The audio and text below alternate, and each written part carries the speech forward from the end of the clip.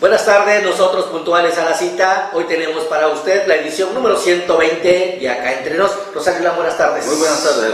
¿Recuerda usted que en el programa anterior advertimos desde aquí que el asunto del gobernador de Tamaulipas, Francisco Javier García Cabeza de Vaca, se encaminaba a un caos jurídico luego de que la Cámara Federal de Diputados había declarado procedente retirarle el fuero constitucional y el Congreso local de ese estado se oponía a acatar el fallo?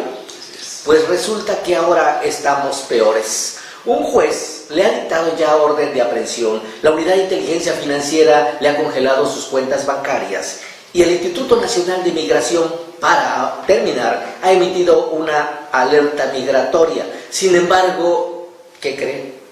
Aún no queda claro si el gobernador tiene fuero o ya no lo tiene. Rosario. Eloy, dice aquel, decían allá en los tiempos de Porfirio Díaz, fusílenlo y luego averiguamos. Lo recuerdo. Así lo decían. Y es precisamente lo que hoy está pasando. ¿Cómo lo ves tú, Eloy? Mira, recordemos, Rosario, que Francisco Javier García Cabeza de Vaca pertenece a ese bloque opositor de gobernadores del norte que siempre han estado levantando ahí la voz, exigiendo una equidad en el reparto de recursos de la federación. En un tiempo anunciaron la posibilidad de separarse del pacto federal. Acuérdate que él es del PAN. Así es. Acuérdate que ha estado incomodando. Así es, señor. Bueno, luego por ahí le descubren algunos puntos negros, lo vinculan con delincuencia organizada, operaciones con recursos de procedencia ilícita y defraudación fiscal. Pero a principios de mayo, qué bueno que lo preguntaste, como que alguien tenía prisas en ponerlo ya en la hoguera. La Fiscalía General de la República solicita a un juez que le libre orden de aprehensión y el juez le dice, en un momento, no se puede, el gobernador tiene fuero. Y pues, ¿cómo le hacemos entonces? ¿Cómo lo atrapamos? Eloy, tan fácil. ¿Y para qué tenemos diputados federales sumisos? ¿Para qué tenemos esos diputados representantes del pueblo que están ciegos? O sea, ¿para qué? ¿Cuánta razón? Mira, y como los delitos que le imputaban son federales, pues le pedimos a los diputados federales que lo desaforen. Claro. Como tú dices, siempre sumisos, siempre sí señor, la orden se cumple. Y ¡zas! La cumplieron, dictaminaron la procedencia del desafuero. La bronca se arma cuando la papa caliente le regresa al Congreso de Tamaulipas. Los diputados allá dicen, moment, please. Aquí los únicos facultados por la ley para desaforar a nuestro gobierno somos nosotros, porque la soberanía radica en el pueblo de Tamaulipas y deciden no homologar la decisión, la opinión del Congreso Federal, establecen un cerco, una muralla de protección, por así decir, en favor del gobernador. Y de nuevo se arma la polémica de quién es la facultad para desaforarlo, ¿del Congreso Federal o del Congreso local? Y otra vez, Rosario, ¿qué hacemos ahora? ¿Cómo desatoramos este relajo? Eloy, tan facilito. Ahorita la 4T tiene un representante digno ahí en la Suprema Corte de Justicia. Ahí uno que le acaban de a Saldívar. 2 años más. 2 años más, gracias al dedo divino, al rayito de luz. Ahí está. ¿Le tiramos la papa a la Corte? Digo, es que ¿quién más? Así sucedió. El Congreso local de Tamaulipas interpone un recurso de inconstitucionalidad para que la Suprema Corte determine cuál de los dos congresos tiene la facultad para desaforar al gobernador. ¿Pero qué creen? La Suprema Corte omite entrar al estudio del fondo del asunto porque dice que ese recurso de inconstitucionalidad lo considera notoriamente frívolo e improcedente. Así es. Y desecha el recurso. Y otra vez, todos sorprendidos, todos perplejos, preguntándose, ¿qué quiso decir la Corte? Claro, cada quien lo interpretó a su manera. La Fiscalía General de la República dice que al haberse desechado el recurso, pues quedaba vigente el desafuero y lo podía apresar. ¿Y qué dice el Estado? El Congreso de Tamaulipas y el propio gobernador desde su cuenta de Twitter interpretaron a su favor y dicen que ese desechamiento, dice, de la Corte no es más que el reconocimiento a que la única facultad para desaforar era del Congreso local, que la resolución de la Corte era una expresión manifiesta de que no había conflicto competencial entre ambos congresos y que había prevalecido la Constitución y el federalismo. Eloy, cuando Cabeza de Vaca gana la gobernatura de Jalisco, Tamaulipas, ¿quién le toma protesta como gobernador? El Congreso de Tamaulipas.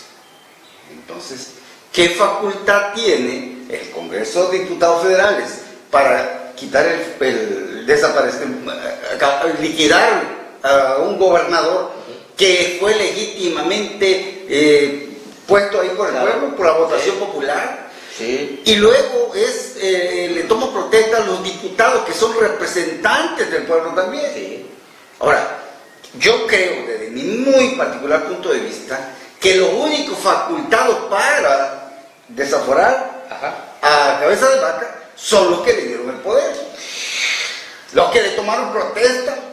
Sí. Entonces, ¿cómo es posible que nada más porque el dedito divino dice, ¿sabe qué? Ya no quiero a ese cabrón, no me cae mal, quítelo de ahí, por favor? Entonces, pero mira lo que pasó. Volvemos al punto, Rosario.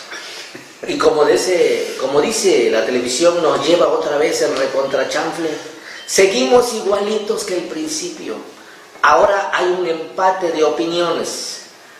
Quienes interpretan a su favor y quienes no interpretan, o que interpretan de otra manera lo que quiso decir la Corte. Porque hay una ambigüedad. La Corte no les da esa luz clara que ellos querían escuchar, ¿sí? Y ahora, ¿quién podrá salvar? ¿lo hicieron por desconocimiento o a propósito? O plan con maña, o plan con maña. ¿Y quién lo puede solucionar? Yo digo que alguien que tiene un dedo divino, alguien que resplandece como el sol en la mañana, un rayito de luz en la oscuridad. Tú siempre me sorprendes con tus puntadas, amigo. La verdad que eso fue lo que sucedió. Como estábamos todos enconados y sin salida, solo quedaba un recurso: preguntarle al dedito divino, al rayito de luz, cómo resolvíamos este problema. Y andaba ya en una gira por Torreón, Coahuila, y en una conferencia de prensa. Ese que usted está pensando, dice textual: el gobernador de Tamaulipas, Cabeza de Vaca, ya no tiene fuero, y la Fiscalía General de la República puede actuar en consecuencia. Y ahí... Eso, así sucedió. ¿Y qué crees? La Fiscalía General de la República, sumisa al omnipotente poder, decide actuar, solicita una orden de aprehensión. Otro juez despistado la libra. La Unidad de Inteligencia Financiera congela cuentas bancarias y el Instituto Nacional de Migración emite una alerta migratoria. Está cercado, no se puede mover, está monitoreado. ¿Pero qué crees? García Cabeza de Vaca sigue teniendo fuero, y veremos ahora si alguien se atreve a ponerle la mano encima. Pero hay más. Aquel que en apariencia dio la orden desde Torreón, ahora se da cuenta de su error y también cae en duda y le pide textual a la Suprema Corte: por favor, Corte, ilumínanos, resuelve esto tú, dinos, ¿tiene fuero o no tiene fuero? Así lo pide el presidente de la República, Rosario. Bueno, señor Cabeza de Vaca, a mí me gustaría que la Corte resolviera lo más pronto posible y que no haya ambigüedades, que digan si el señor tiene fuero o no tiene fuero. Eloy, me parece estar viendo la película donde aquella mujer le pregunta al espejito: espejito, espejito, ¿quién es el más bonito? O sea, cuando Andrés Manuel le pregunta a la Corte: por favor, ¿quién es que tiene aquí, ¿tiene o no tiene fuero? Claro. Oye, pero como diciendo, digan que tiene fuero, porque yo ya dije que no tiene fuero. No la sáquenme de esta hora. Y de tal suerte, ¿no? Entonces aquí, mira, solamente, y no, esto que voy a decir no está dirigido a nadie, sino que nada más lo suelto así como que está loco, ¿no?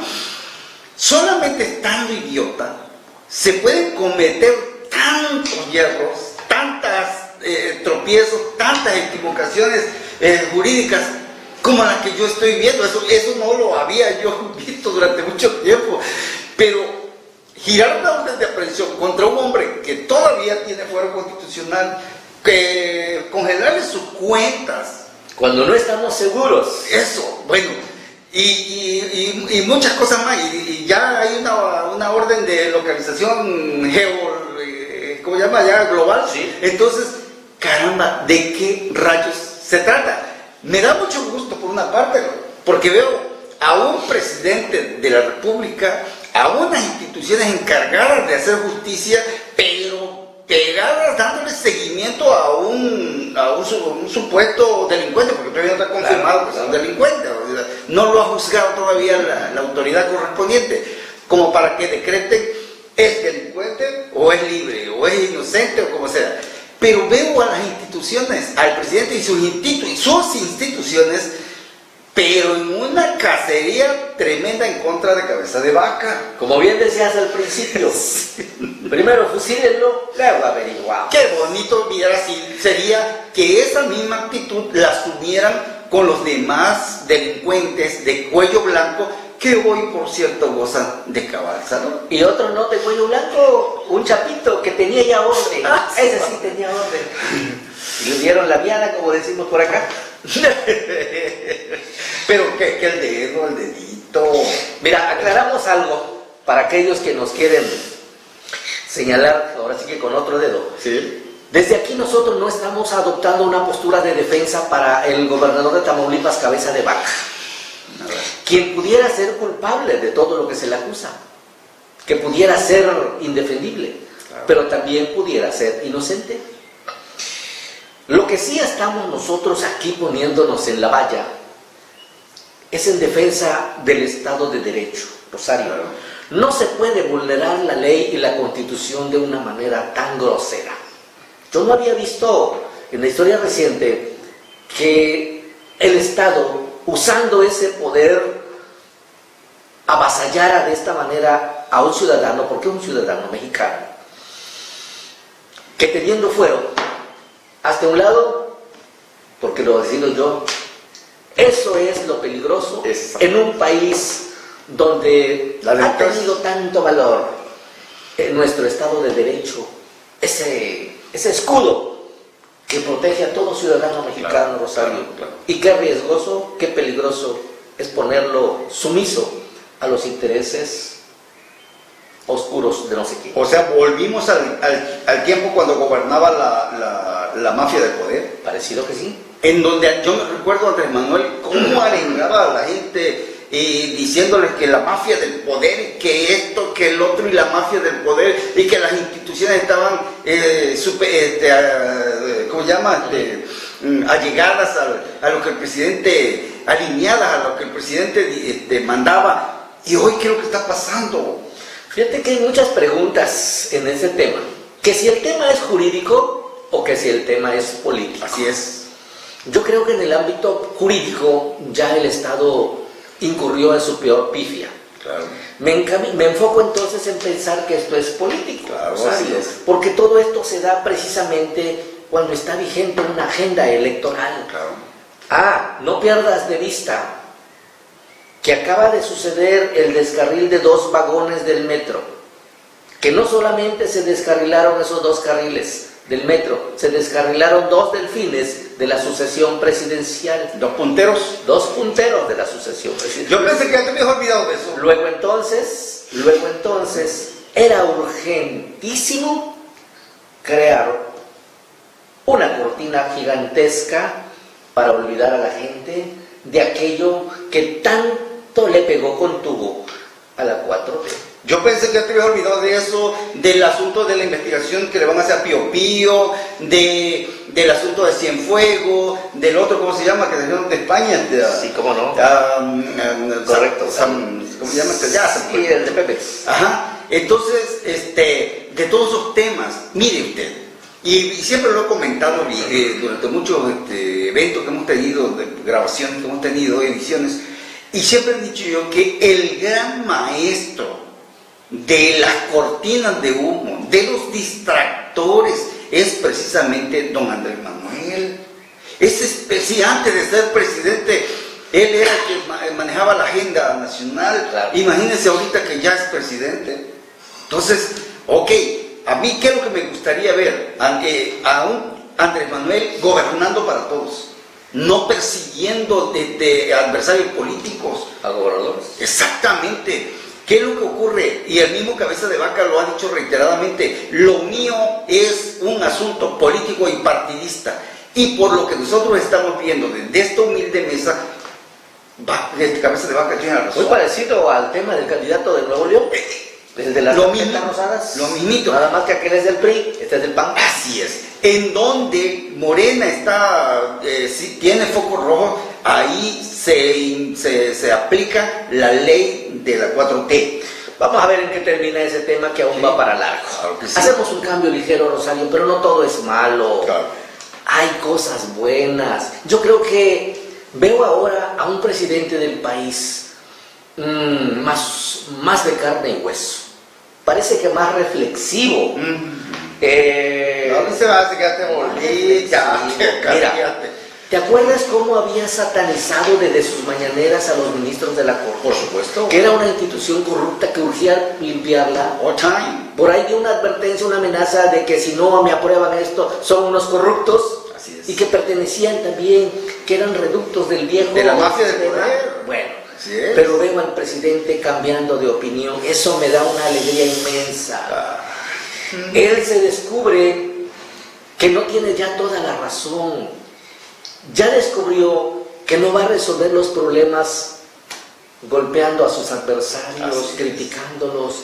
Ahora parece que se da cuenta que sí sirven de algo tender puentes, usar el diálogo, la negociación, y te lo digo por esto. Hace 2 días se reúne con el ministro presidente de la Suprema Corte y 2 ministros más. El único presidente de la El más Suprema Corte. el más pulcro, el que encaja, El honesto. el que encaja en este. El honesto. Bueno, Pulcro. el presidente se reúne con estos ministros de la Corte y él acepta que fue a cabildear algunas de sus reformas constitucionales, preponderantemente la ley eléctrica y la ley de hidrocarburos, donde le venían dando duro con las suspensiones provisionales. O sea que era lo que tenía que hacer desde el principio Andrés Manuel. En vez de pelear y criticarlo. Preguntar a los que saben de la materia y decirle: fíjense que yo quiero hacer esto y esto, hagan un análisis, Claro. a ver si procede. Le dijo el presidente que si bien la Corte opera con autonomía, hay temas que requieren de la colaboración con el Ejecutivo. Efectivamente, ese es el punto. Buscar la forma de colaborar. Lo que debió haberse hecho desde un principio. Dice que fue a convencerlos, a ilustrarlos de cuál es el verdadero espíritu, el contenido que llevan implícita su reforma eléctrica y de hidrocarburos.